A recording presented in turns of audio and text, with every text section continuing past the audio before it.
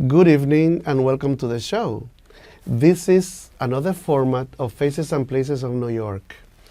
I have been investigating for this news brief for this week, 3/11/24. When you're on camera, you have to do your homework because it's very easy to forget names and places and dates.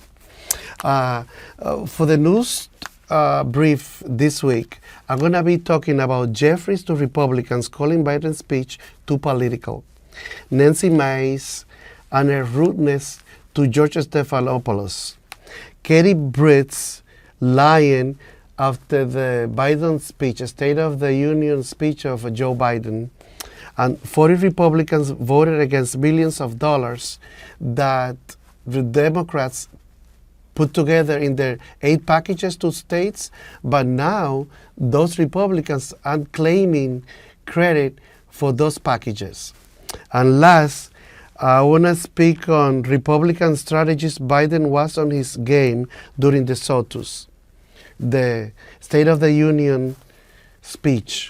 And these strategies is going to highlight all the good aspects of the work that Democrats achieving in spite of the opposition of the Republicans, plus the 2 senators, Democrats, who always voted no, Joe Manchin and Kirsten Sinema, who are not running in this period.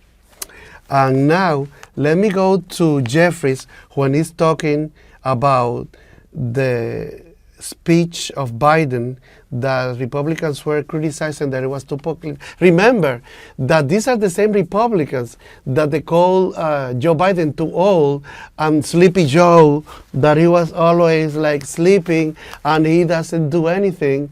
Now, on this wonderful and very high energy speech, they said that he was screaming, good for Joe. Let me go to the computer. It's kind of an extraordinary thing that this guy won't go away.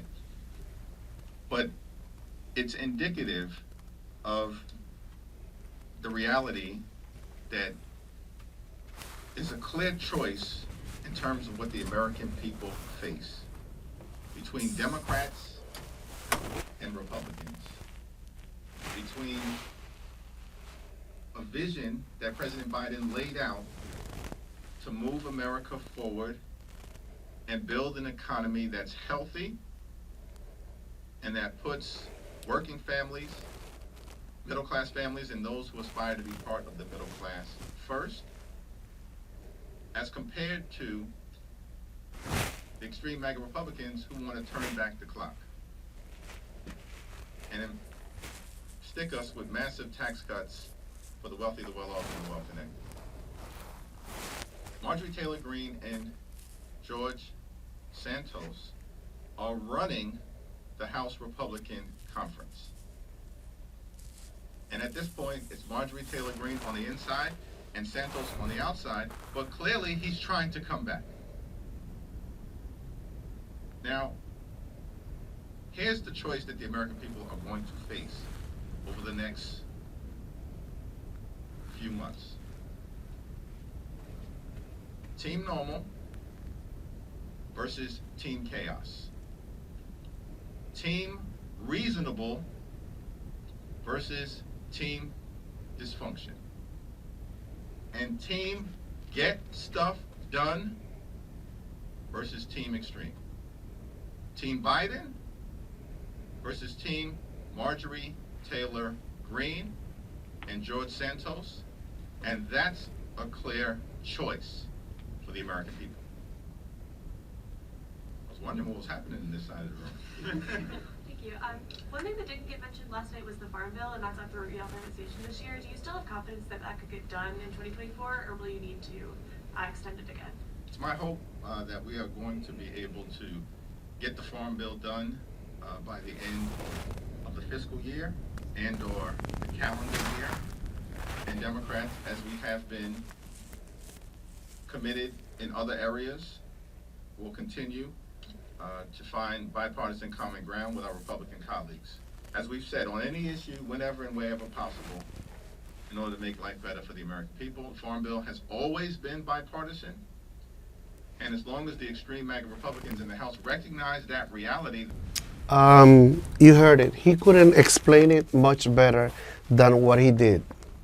He explained how the bills go bipartisan because both parties, it needs. But mainly, many of these bills have passed the House due to probably 1 or 2 Republicans or 3 coming aboard to the Democratic side, because many Republicans oppose them.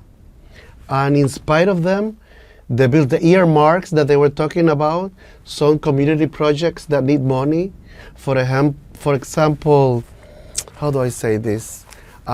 School lunches, I think that's one of them. I'm not sure about it, but for instance, gardens, like in Washington Heights, they bring money to the district. Like schools, so during the summertime, they get free lunch. Some students that go to the schools and any other people, they have regulations with the, oh, whoops, something happened here. I don't know. But hey, what happened? Yeah, that's it. He's very eloquent. I don't care if people say that he has his eyes like a raccoon. I don't care about the bad name calling, but he's a good speaker of the House. He should be the main speaker, the majority speaker.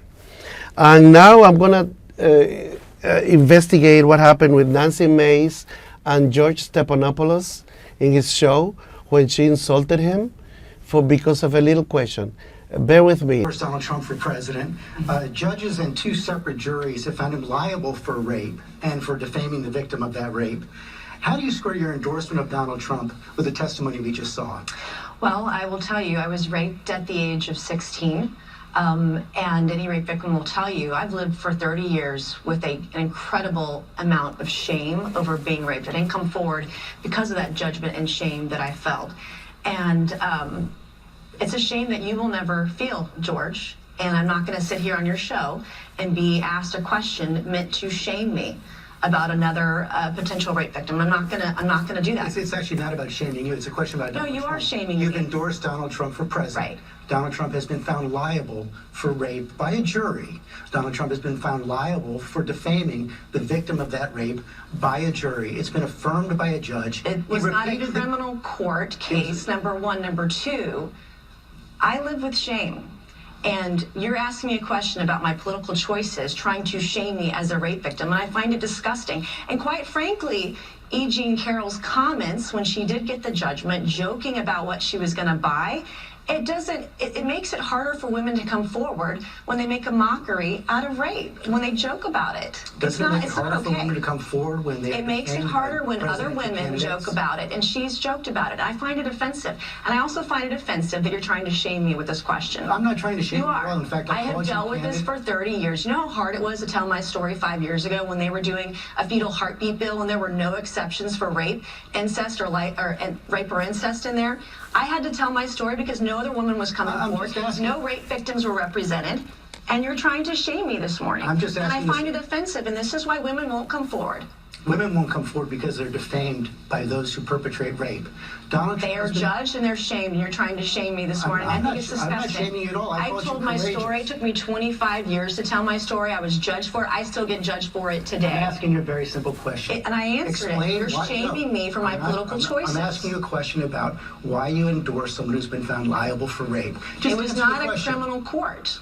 It was a civil court. And by the way, she joked about the judgment and what she was going to do with all that money, and I find that offensive. I'm asking you but as a rape victim who's been shamed for years now because of her rape, you're trying to shame me again by asking me this political question. You've repeated that again. I think it's offensive. As a woman, I find it offensive. My political choices, I've endorsed the man that I believe is best for our country. It's not Joe Biden. And you looked at the dueling rallies yesterday in Georgia. Lincoln Riley's family was with Donald Trump. They weren't with Joe Biden. The same guy yesterday that apologized for calling her killer an illegal, who wasn't illegal. And here you are trying to shame a rape victim time I find it disgusting. I mean, you keep saying I'm shaming you. There's You nothing are. I The can question, do. it is.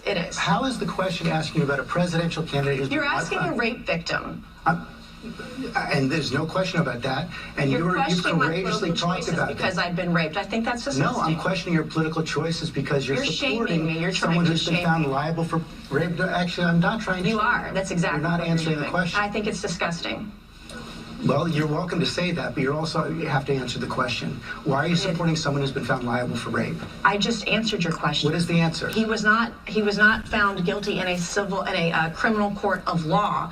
It was sexual abuse. It wasn't actually rape, by the way. And E. Jean Carroll joked about all the money she's going to get and made a mockery out of this case. And I think that's offensive. There's a reason why women don't come forward. And when you have someone who says that they're raped and they make a mockery out of this civil court judgment, it's offensive to other women. It makes it harder for other women to come forward that's when not another true. woman has made a mockery of You it. said women don't come forward because they are afraid. They are afraid They're because judged they are and defamed shamed, by those as you're trying to shame me this morning. They are afraid to come forward, as you said, because they are defamed by those who commit the rape. That's what Donald And Trump has they're been found judged. guilty of doing. He defended himself. Nancy Mace is either has mental issues, mental health, or she is defending Donald Trump, who was found guilty by a jury, a jury made up of Republicans and Democrats, and the judge dictated the sentence. He was found guilty. So he's asking this woman if she's behaving, she's accusing E. Jean Carroll, like, between the lines, you can say that maybe she's lying. But I trust E. Jean Carroll by her character, her behavior. Of course, she's going to be upset with Donald Trump. He raped her, and the jury said so. So Nancy Mace is behaving as a liar. Now I don't believe her. I'm sorry for women who get raped. I'm against it. No woman should be raped. But she's making a mockery of the situation. She's gaslighting. And then she's defending the perpetrator, the raper, the rapist.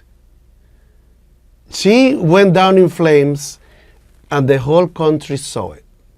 Let's go to the next subject.